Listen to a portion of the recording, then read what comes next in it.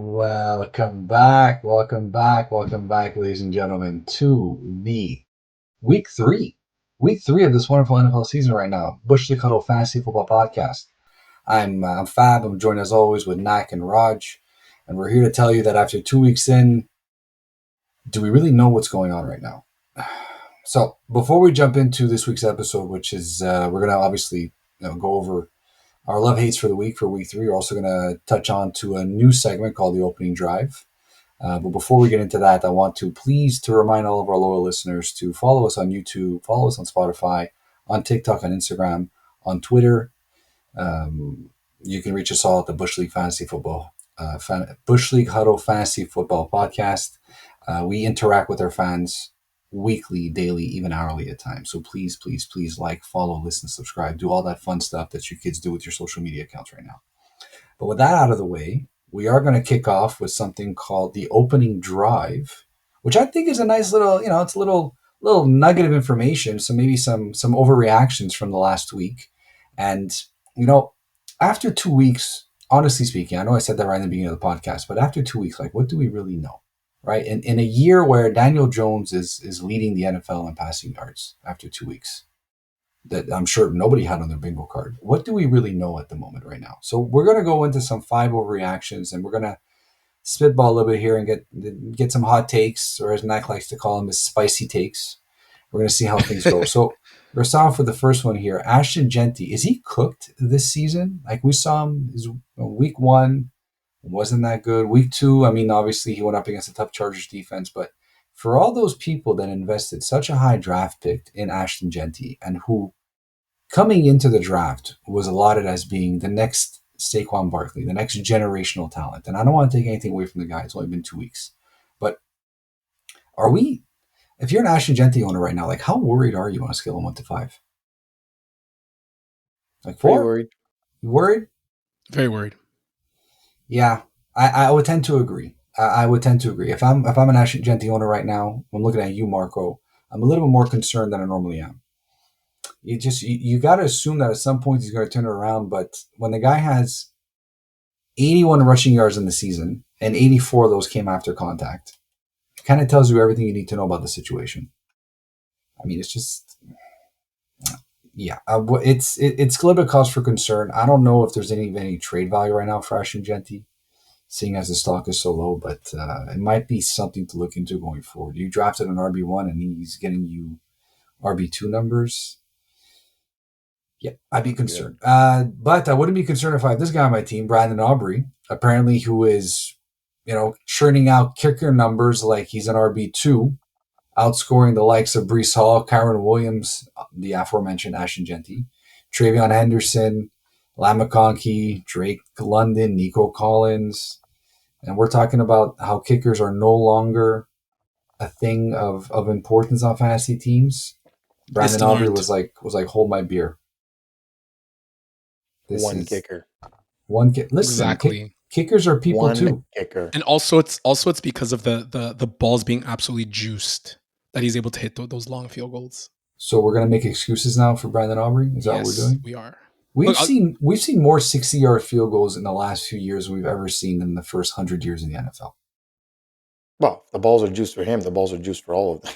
Yeah, exactly. So you're supposed to be on my side with the kicker debate, Nak. What are you doing? Hey, there's also Boswell who finished 1 point behind him last year, but still, it's 2 kickers, right? Like, it's 2 kickers. 1 kicker, 2 kickers. Even if it's 3 kickers, I want him out of fantasy football. There's no place for kickers. Exactly. There's no place for. Well, that is a ridiculous take. Next segment. Only took you 4 minutes. I think we can all kind of agree on right now. But JSN will be a top 5 wide receiver this year. He's leading the league in the first 2 weeks in target share at 44.23%. Those are ahead of guys like Malik Neighbors, who typically has in the 40s, right? Puka Nacua, Jamar Chase, obviously, Justin Jefferson. So in a year where you're looking at some wide receivers that are now going to be fed the football by some backup quarterbacks, I'm looking at you, Justin Jefferson and Jamar Chase. There's guys like JSN right now that are going to leapfrog them, potentially, because he's been getting a big target share, and he's not the slot merchant that everyone thought he was. He's working a lot more on the outside, and you can see all that juice that he has. So if you drafted JSN right now, I think you should be pretty happy. We got this is a nice one. The Vikings shouldn't have let go of Sam Darnold. After 2 weeks of JJ McCarthy, yes, he had that wonderful fourth quarter comeback in the first game of the season. Guys, correct me if I'm wrong, but last Sunday, apart from getting injured, I mean, he didn't exactly look all otherworldly. He's looking like the rookie that he is, and now he's injured. Doesn't bode well. No. And you got to give props to Sam Darnold for actually going to Seattle and signing that massive contract because he's having a decent season so far. But if you're, again, this is another one of those things where, like, if you invested heavily on JJ, and I know that us on the podcast, we had our own concerns. We were very trepidatious about that because it's like this guy hadn't played in a single down yet in the NFL, and all of a sudden he's going as a top 10 quarterback. It's like, why? We're kind of seeing why. So 18 of 32, 214 yards, no TDs, 3 INTs, and 1 fumble through 2 games. If you take away the fourth quarter he had in week 1. Yeah, that looked like Geno Smith numbers on Monday night. Yeah. Looked like Zach Wilson. Yeah. Yes, exactly. And number 5, Daniel Jones is QB number 2 on the year, and he is a 2QB and a 1QB league winner. MVP. Like, so I know he was on, I think it was Roger, your hate list last week, and deservedly so, because he was going up against Denver, and I think everybody would have called that because everyone was saying how this is the test now. Now we're going to see the real Daniel Jones. And maybe this is the real Daniel Jones that we saw. Like, Denver's no slouch of a defense. He played well. And after, like I mentioned before, in 2 weeks of the season, if I would have told you that Daniel Jones was leading the league in passing yards and Russell Wilson was second, nobody would have believed that. Whatever the odds were on the parlay in Vegas on that, right now we'd all be millionaires. Nobody would have believed that. Much better O-line than he had in New York. That's kind of one thing. But yep. He also has a 70% completion percentage against the blitz this year. Mm.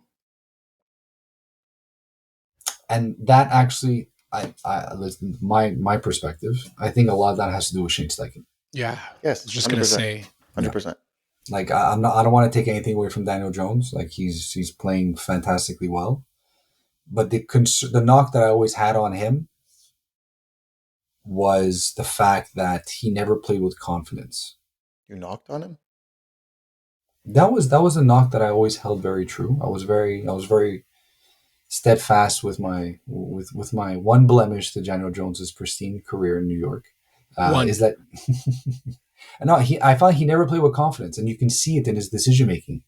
Whereas now in Indy, I guess, listen, there's something to be said for a change of environment for certain quarterbacks and how they really blow up in a new environment. We saw it with Sam Darnold. You see it a little bit with Mac Jones too, with the Niners and even Jacksonville. Like, he's doing well despite not playing huge numbers. Obviously, Baker Mayfield's a great example. I think you have to give KOC credit too. That half-year stint that Daniel Jones had in Minnesota, right. I think probably had another big impact too. Yeah. Yeah, and then it leads me to concerns about, like, is Brian Daboll the offensive guru that everyone makes him out to be? Anyways, we're not. I think what's more concerning is how bad is Anthony Richardson? Like, how bad is Anthony Richardson that Daniel Jones could just come in and so far look like a top QB, a top 10 QB, fantasy or real life in the NFL. He gets a $200 million deal next summer. We don't have enough time for the podcast for Fab. He does it to another franchise to dissect that. Honestly, if he keeps up this 200, if he keeps up this pace for the whole year, how can you say no? 4 years, $50 million per. Like, yeah, you get you get a Sam Darnold deal. Yeah, you get a Sam Darnold deal. Yeah, he probably takes a smaller term to say, like, you know what, this isn't a fluke. I'm actually this good, and then he cashes out in the later contract. But yeah, man, I would. But also, like, the Colts. And with Daniel Jones, or Indiana Jones, I believe as he's called now, currently running the most efficient offense at 85.5% of their drives end in a score. To put that in perspective, second place is Buffalo with 66.7%. MVP. Right now, yeah. 2 weeks into the season. Let me check the odds on that, actually. September 17th in the year of our Lord. Nak, I'm disappointed you haven't checked the odds already. Nak placed like a ghost bet in Is he even Vegas over the listed? weekend. I put Justin Herbert as my MVP pick. It was playing like plus 1,300. That's actually looking not bad. Yeah, that is actually looking not bad. Oh boy. So that was the opening drive. Sort of set the scene for the rest of the podcast right now. Now we're going to jump into our love hate for week 3. But what kind of podcast would we be if we wouldn't go over our record of last week, which unfortunately was slightly. Do we really have to? I mean, quickly. So I had a love for my running backs on Zach Charbonnet, TreVeyon Henderson, and Brenton Strange as a tight end. I lost all 3 of those, so I apologize to everybody. I did hit on my hates. Ashton, Jeanty, and Tony Pollard did not hit their projections, so that's 2 wins for Fab. Nak was working with wide receivers. His loves were Stephon Diggs, Hollywood Brown, and Jonnu Smith as a tight end. He missed on all 3 of those. His hates were Cortland Sutton, who he hit on, and then his really spicy hate that almost cashed in. Don't even say it. Don't even say it. I'm just going to put a pin in that. And Daniel Jones is 60-1 odds to win MVP. It's not as bad as I thought it would be. I'm going to put money on that. We're gonna go through Roger. Roger had the quarterbacks last week. He Jared Goff as a love and CJ Stroud. Jared Goff with his 5 touchdown performance came through. CJ Stroud, like all of last season, did not. His hates were Daniel Jones, see above, Sam Darnold, and Dalton Kincaid as a tight end. So collectively, for last week, we went 4-11, which was horrible. But we're going to try to do better on that, like every week a little bit better. So that's why we're going to jump into our week 3 love hates. And if you guys don't mind, I'm gonna jump this off right now with the quarterbacks. I was randomly selected to do quarterbacks this week, which I'm very excited about because you know what? It's been I've been off the pot a little bit. I'm trying to come back into the swing of things right now. So let's just jump right into the most important position in all of fantasy football for week 3, which is arguably one of the most important weeks in all of fantasy football because you're either 2-0 or you're 0-2. You're staring down the barrel and you need some wins. Like me, I need some wins. Do I ever need some wins? So right off the bat, we are going to start off with the loves for the quarterback. So my first love this week is actually Sam Darnold. We just spoke about him right now. He's facing New Orleans at home in Seattle. So he's usually like an every week QB2, but he has a really nice matchup where he can give you, I think, QB1 numbers this week versus a very shaky New Orleans defense, right? Like they got torched last week by Mac Jones for 295 and 3 touchdowns. And Kyler did them in for 163 and 2 scores in week 1. So they haven't registered an INT for the first 2 weeks, and quarterbacks who face them right now are averaging 22.5 points against. I think Darnold is in a great spot to potentially string together 2 wins in a row and back-to-back 20-plus fantasy point outings. For me, in a 2QB and Superflex league, he's a must-start. In a 1-quarterback league, I think he's going to be flirting with some top 12 numbers, but I really like him this week. I think he's in a good spot, and like Clint Kubiak is doing really good stuff with that offense right now. Much better improvement from week 1 for sure. Yeah. And that's what you want to see, right? Just week over week improvement, sort of like us with our own love hates. Hopefully that happens this week. For my second love of the week, Nak, I was looking at you when I said this one. Aaron Rodgers at New England. Hey. He's your boy, your 42-year-old boy. So he had a rough outing last week versus Seattle, but let's not forget the 4-touchdown day he had in week 1. Rodgers was let down a little bit too much by his wide receivers. They had uncharacteristically quite a few more drops than they should have last week. But I think we're still seeing a lot of the shades of old Rodgers. New England surrendered 340 yards of passing offense per game in the first 2 weeks on average. 340 yards per game. And it's yet to be confirmed that star quarterback Christian Gonzalez is back this week. So, in my opinion, he's another must-start in both 2QB and Superflex leagues. And again, similar to Sam Darnold, he has an outside shot of potentially lowering QB1 numbers this week.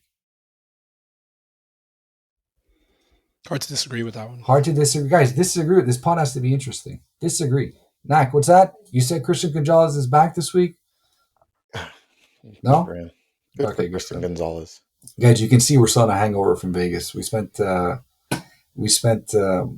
Friday up until Monday, and Monday night we were representing the podcast in Allegiant Stadium as we saw the Raiders take on the LA Chargers, which is why I got this hat, which I'm wearing right now. So because I'm officially, it's hard not to be a Raiders fan.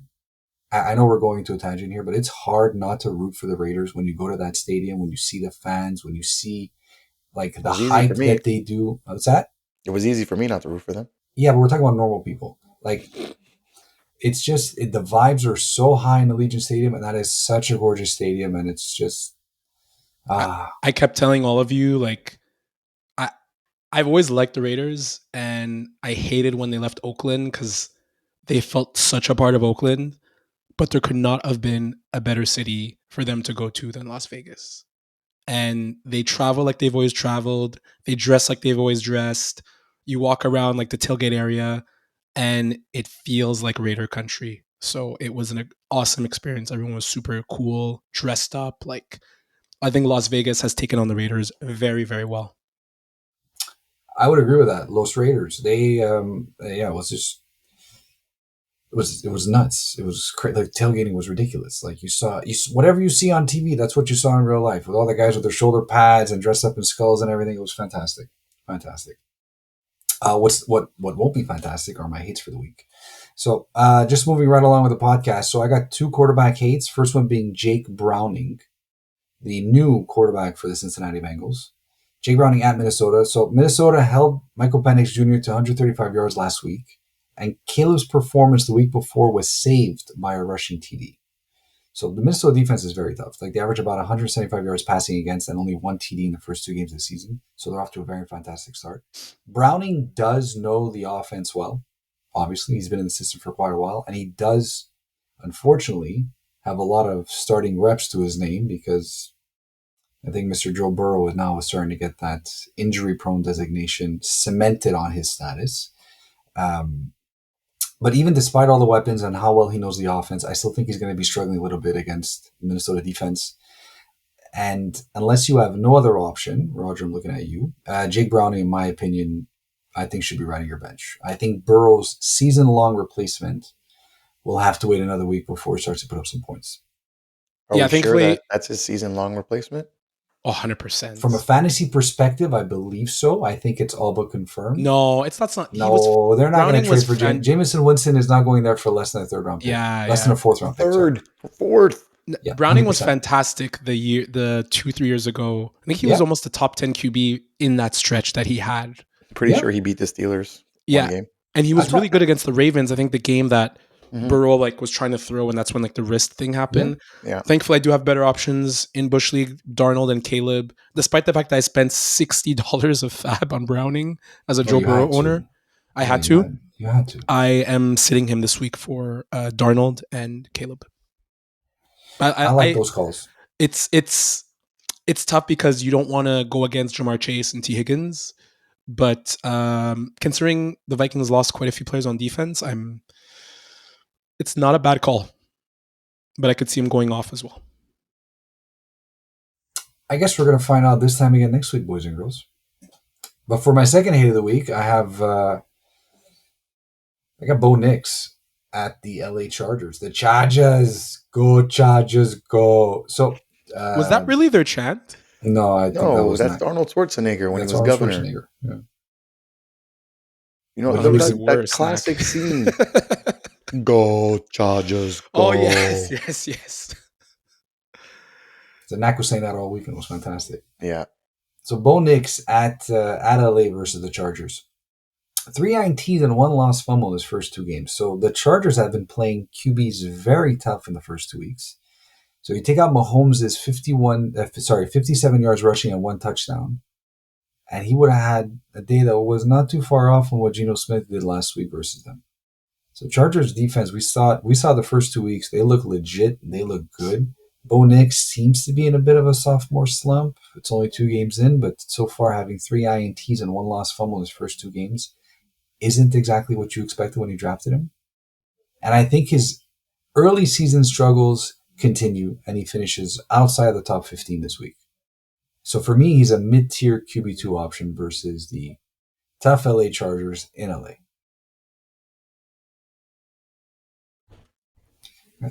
He's still a start, right? Like I He's know still a I know we're not doing start. I know we're not doing start sit. He's still a start. These are just the players that I hate. Of course.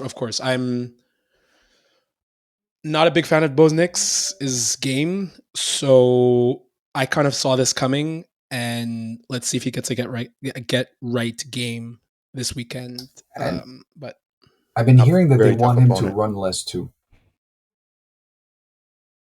well, he's also getting into crap with his head coach as well. It's like not the first time. And I think they're working through. I mean, I'll talk about it a little bit in my section. But I think they're working through also who is the main target there. Like, and I'll get into that. So I don't want to spoil it. But I think that's something that they're working on as well and trying to figure out. And maybe they won't figure it out this week because he's going to put up poo-poo numbers again, Bo Nix. So those are my love hates for the week, guys. I mean, I think I have a pretty good shot at going 4-0. Hopefully. We're going to move it on to running backs. Knack, you have the boys that run with the rock this week. You got the running backs. Give me your 2 loves and your 2 hates. Yeah, right away, sir. Right away. So my first love this week is going to be your boy, Cam Skattebo. Oh, wow. I like this one. I knew you were taking... I don't know why. I like that. I knew you were taking Cam Skattebo. I didn't realize we had Kyle Brandt on the podcast. Cam Skattebo. It's Kyle Brandt's favorite player. He's Fantasy Pros RB 35 for week 3. And he had a nice little outing there in week 2. Finding the end zone on only 11 carries and added 2 catches for 14 yards. And I know the Chiefs have a great defensive front, but that didn't stop Barkley from having a productive day against them. I'm obviously not comparing Skattebo to Barkley, but I love the way he runs, and he won week 1 of Angry Runs on his first career rush. So, and also worth noting, he outcarried Tracy, who's actually being used more in the return game, 11-5 last game. And I think he's a high-end flex play, and I think he finds the end zone again in week 3. This is a pretty good call. Actually, I like this a lot. And you hit on exactly what I was going to say about how I think he's starting to take over the backfield carries more. It's really the perfect type of runner that they need in that offense, where the guy he generates, like, he looks for contact, he breaks those tackles, and then he takes the ball, he takes the rock to the house as much as he can. And when you have an offensive line that doesn't give you a lot of run blocking opportunities, it's the best type of running back to have in that scheme.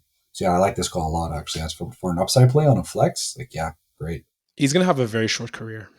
Also that too. Yeah. He's going to get concussed often. Yeah, he runs hard, though. He runs very hard, which is good. It's a good his thing. Running style, though. I do too. I love watching him play. As a non-family member of his, I do too. Otherwise, I think he's got to let up a little bit. Like, you don't have to finish every single run by trying to blow someone up. But Yep. So my second love this week is actually going to be Jordan Mason.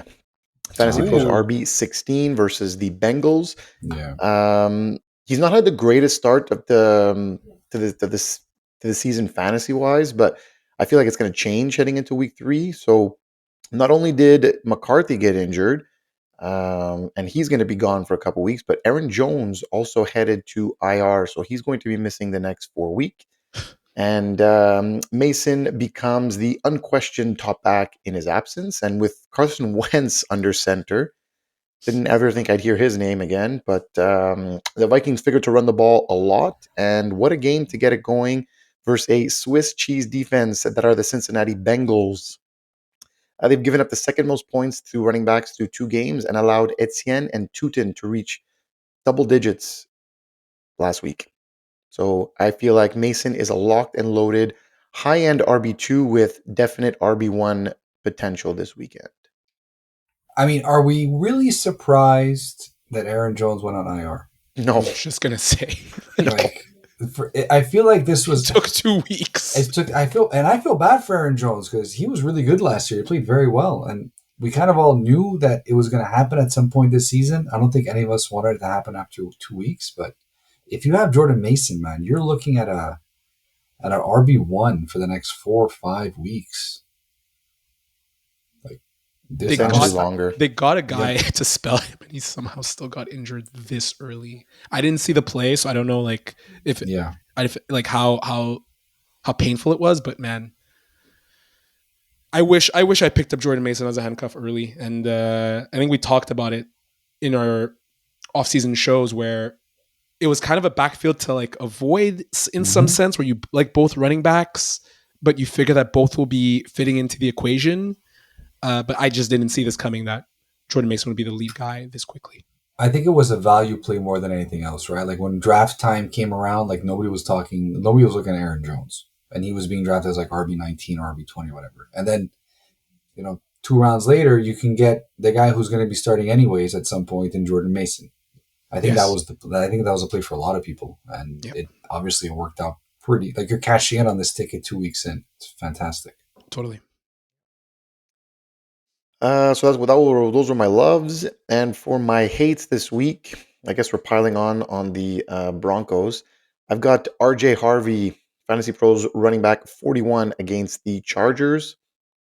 He, to me, was one of those draft mysteries this year. Like, I wasn't quite sure why he was being drafted so high, especially after they named Dobbins the starter.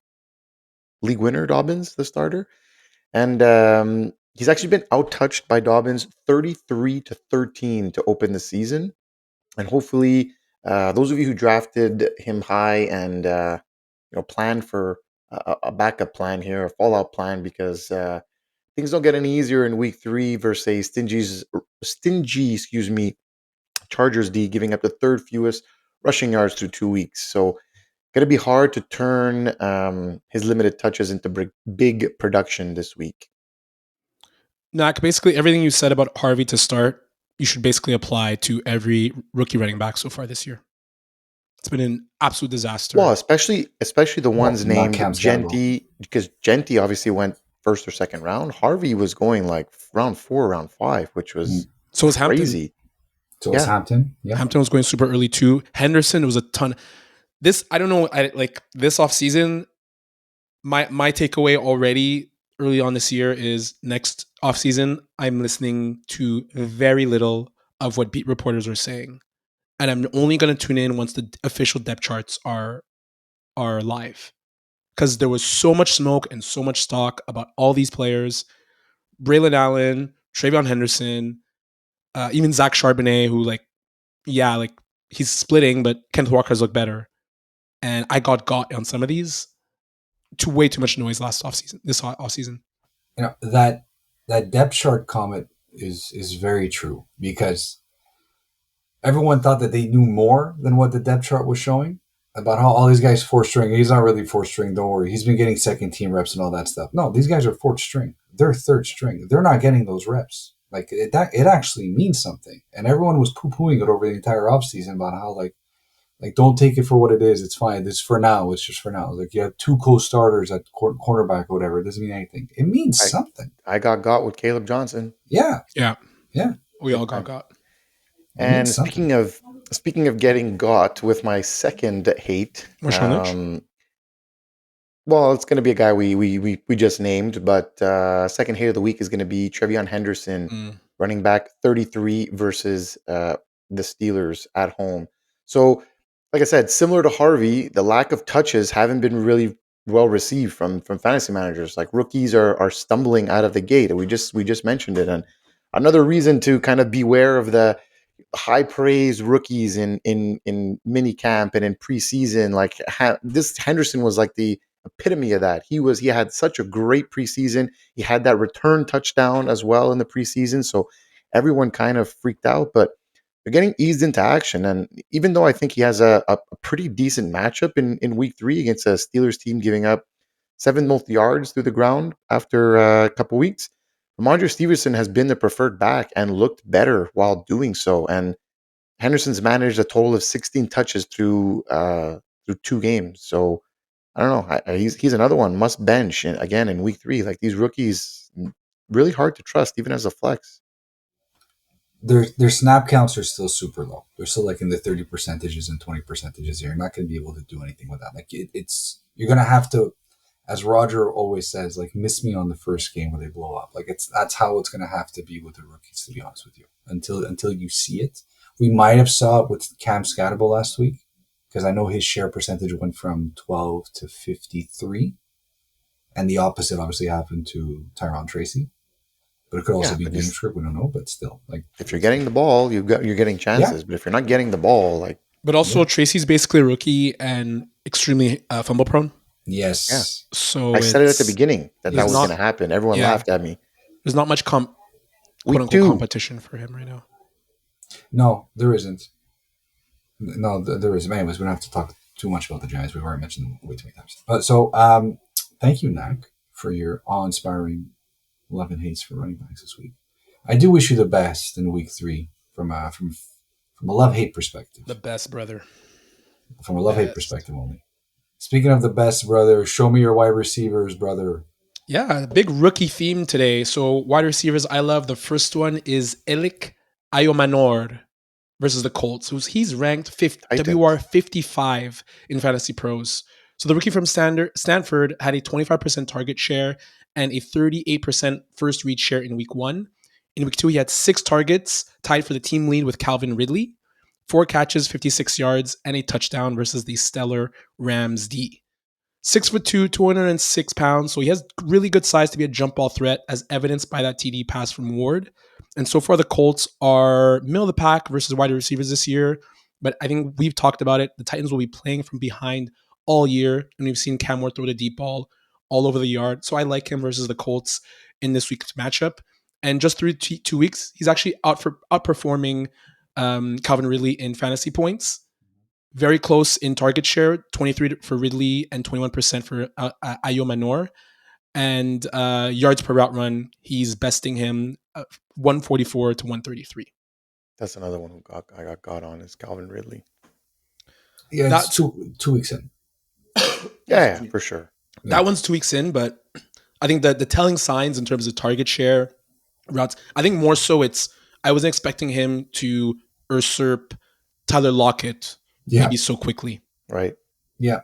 Yeah, I think that's more of a credit to Elic, that name I can't pronounce, versus hold on, I wasn't even looking. I can look. Elic Ayomanor. I think it's more of a credit to Elic Ayomanor than it is a discredit to Calvin Ridley, personally. I don't think they expected him to fly up the charts like he did. And that pass from Cam Ward, cross the field, cross body, what a TD. What a beautiful TD. Yeah. So the second wide receiver I love, we talked a little bit about it. We had talked about a lot of Denver players. Troy Franklin at the Chargers, wide receiver 54. So this has been brewing a lot with Troy Franklin. There was reports out of camp that he was really playing well. He had a fantastic camp during the offseason. This is one where I think we haven't got in terms of the smoke that's been coming out of the offseason from beat reporters. He has more catches, yards, target share, and yards per route run than Courtland Sutton so far this year. There's a chemistry factor as well. A lot of people have talked about it, but he's played with Bo Nix for 4 years. The last 2 years in Denver and in 2 years at Oregon.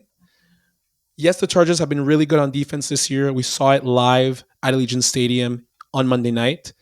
But their defense is second in opponent yards per pass attempt. So they're allowing the fewest yards per pass attempt in the league. That means that deep players like we saw Trey Tucker and Dante Thornton could not get going. But Jacoby Myers was able to get some yardage. And I think Troy Franklin, they're able to use him underneath. So this is an area where I see Courtland Sutton not having a good game, not being able to hit the jump ball and the deep passes, but Troy Franklin being available underneath with Bo Nix's short passing game, as he's typically been good. So I think Troy Franklin was a hot player on waivers, and I think he's going to have a solid game, a startable game against the Chargers. Troy Franklin being ranked as wide receiver 54 is some disrespect. This is such a nice, easy call. Like this is as wide receiver 3 finish all over it, even wide receiver 2. I like this. I like this call a lot. Actually, I got him for $2. Yeah, I should have dropped other guys for him. I decided to pick up Russell Wilson instead. I was debating. So again, we talk about off season. Like, who were we talking about for Denver? It was all about Pat Bryant. Yeah. We haven't heard about Pat Bryant at all. Even Marvin Mims Jr. Marvin Mims Jr., that one, I think it's more on him, where I think he was listed as a WR2, and he just hasn't showed up so far. So, in terms of wide receivers I hate, this one's going to pain me. DJ Moore versus Dallas. DJ Moore has not been good so far. He's ranked as the WR30 consensus in Fantasy Pros. He's been in the news a lot recently with Chicago over the past 12 months. Body language and reports of poor effort in 2024. We're seeing those same reports in 2025. Even Ben Johnson said in his presser this week that some of the vets, if they're not pulling in the effort, you're going to start seeing some of the rookies. And that means more Luther Burden. And it's obviously meant more Roma Dunze, who to me, and I think to everyone, is the clear WR1. Yep. Dunze has 20 targets so far this season to Moore's 11. Moore has less targets than Olamide Zakidis, who has a 16% target share. And he's 36th in yards per route run. So that means he's again being used more so as either a decoy or in short yardage situations, screens and bubble screens and all that stuff. So despite an amazing matchup, I don't trust him currently. And he's going to ride my bench in quite a few of my leagues.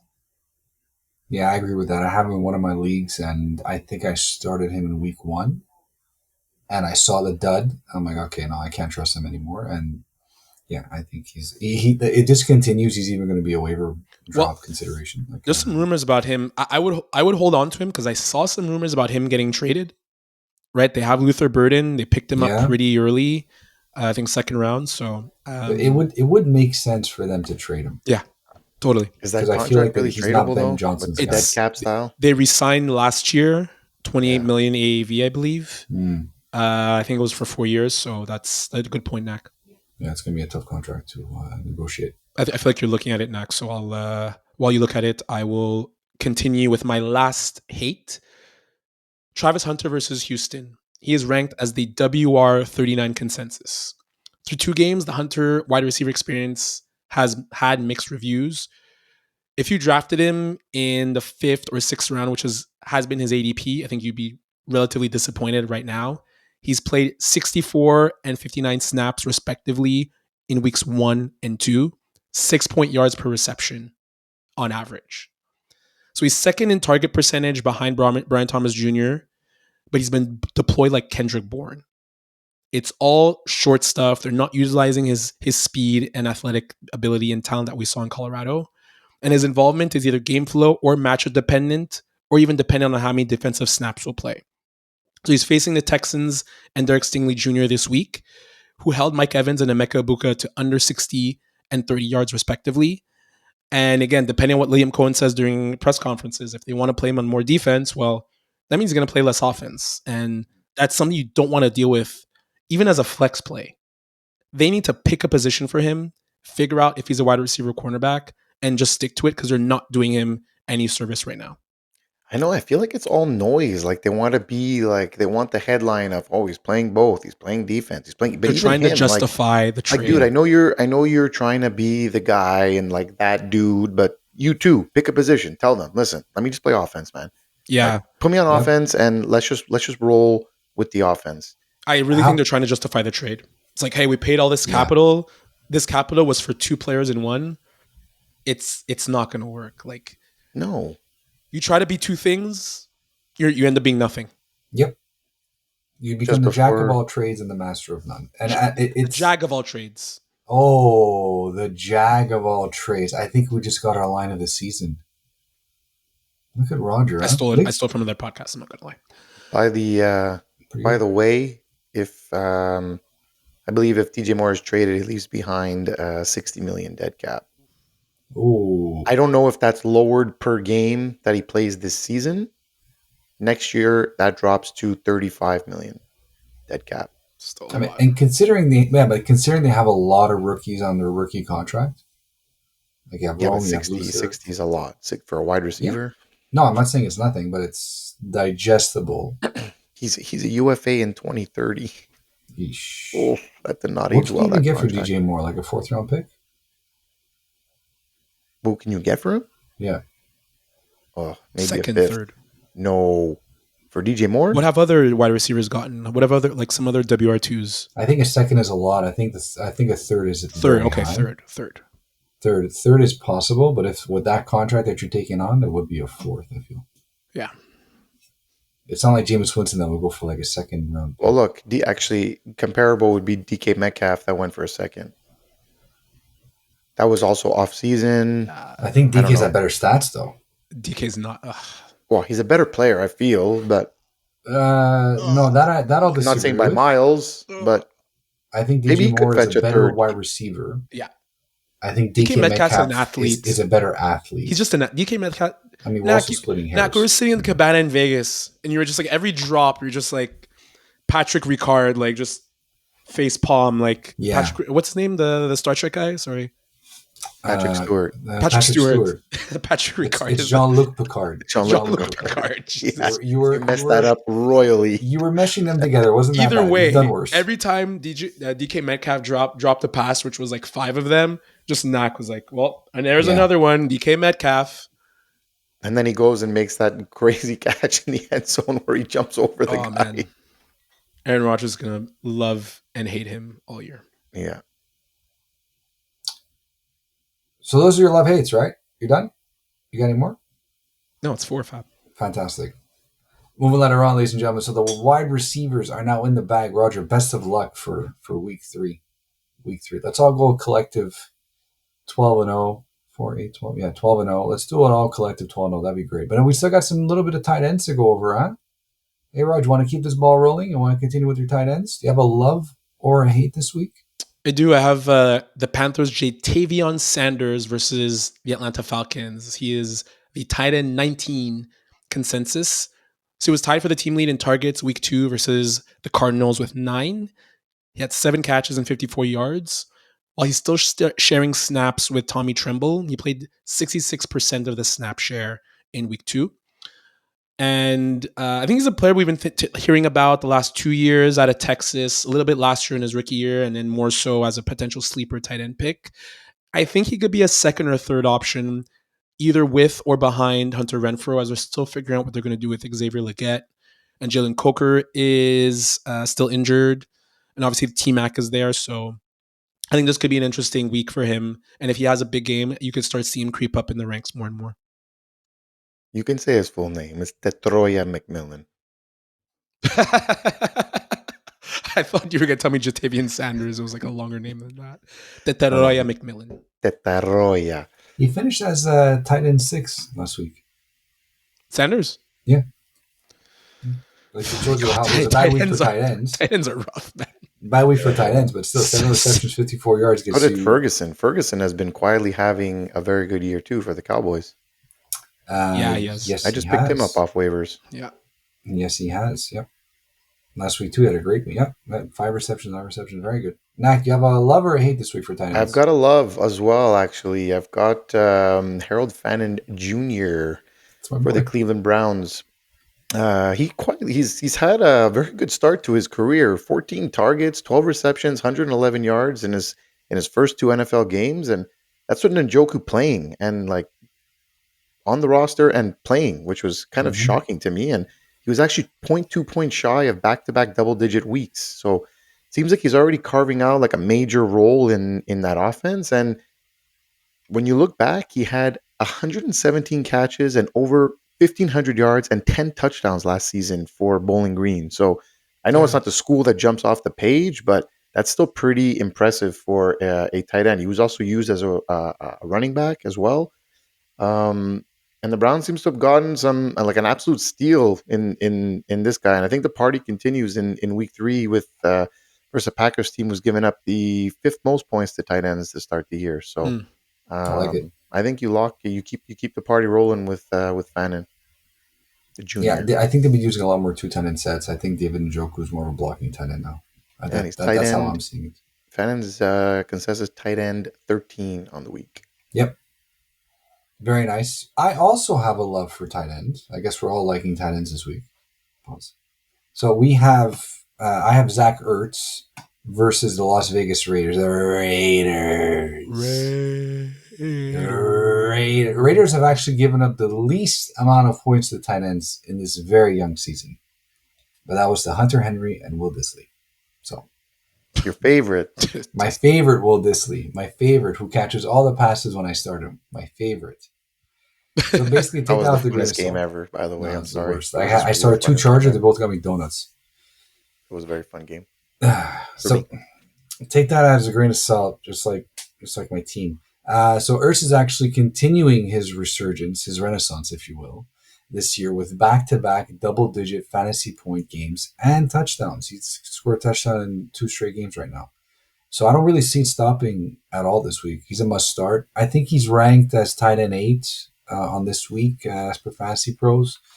But he's top 10 value every single week, and I love him a lot versus the Raiders this week. So yeah, fire him up if you have him. You probably do. Even And with Mariota starting? Yeah. Yeah, absolutely. Daniels didn't practice today. Yeah, absolutely. It's a 50-50 chance he plays. Hopefully, as an owner of his, I hope he sits. He's not going to play. No, I don't think he would. I don't think he should, and I don't think he will. Is it in Washington? It's in Washington. Is it a knee injury, right? Mm-hmm. Yeah. Knee sprain. Yeah. Last time. Yeah. Last time a Commander's QB or I believe they were the Redskins back then. I'm just gonna say the Redskins knee sprain in that field. We never saw him again. He was never the same. Hey, they're going back to RFK. Yeah, it's official. They are going back to RFK. Sit that man. Please do not start him. Yeah, please sit. Man. Yeah, no, for sure. I mean, a lot of Redskins or Commanders quarterbacks really don't have good luck when it comes to knees and knee injuries. We've seen several happen in their life. Theismann, yeah. Oh yeah, God. And Alex Smith. Like was that with the Redskins that he did that? Was it not with the Redskins? Isn't that the thing? It happened while he played for the Redskins. You're right. Just before. It was and it was an anniversary of the same day and the same score. It was the same day. I think it was the same day. Yeah, and it was a very similar score, same team, if I'm not mistaken, too. Yeah, there's a lot of commonalities that made it super, super eerie. So, yeah, Jaden Daniels, if you just sit, please. I mean, it would make sense if he were to play and get injured because every single quarterback has gotten injured so far this year. But, if you don't mind, I want to not go 0-3. So thank you. Thank you for the loves. Thank you for the hates. Thank you for our projections for week 3. Ladies and gentlemen, that's our episode. That's our podcast. We gave you a nice opening drive. We got you some very interesting names to consider this week on those you got to start versus those you got to bench. But these are just the people that we love and we hate. But one thing is for sure, we love all of you, all of our listeners, all the people watching us right now and listening to us on your car ride to work or your commute and all that stuff. So we just want to continue to remind you all where to follow and find us, just like on YouTube, just like on Spotify, just like on Twitter, just like on Apple Music, just like on all the other wonderful places where you find all your great social media stuff. Please go look for us, follow us, tag us, ask us questions in the comments, especially right now. I know on TikTok we're blowing up a little bit. We got all of our listeners asking us a bunch of questions and all that stuff. We're pretty active, guys, so please feel free. Send us all your questions, your start sits, your issues, your trade, all that stuff. We engage with our listeners often and early and all throughout the day. So that being said, he's Raj, that's Knack, I'm Fab. Thank you very much for listening, everybody. Enjoy week 3. Peace out. Roger, cue the music. Bam. Oh, Raj queued that up pretty good without even having asked me. That was good.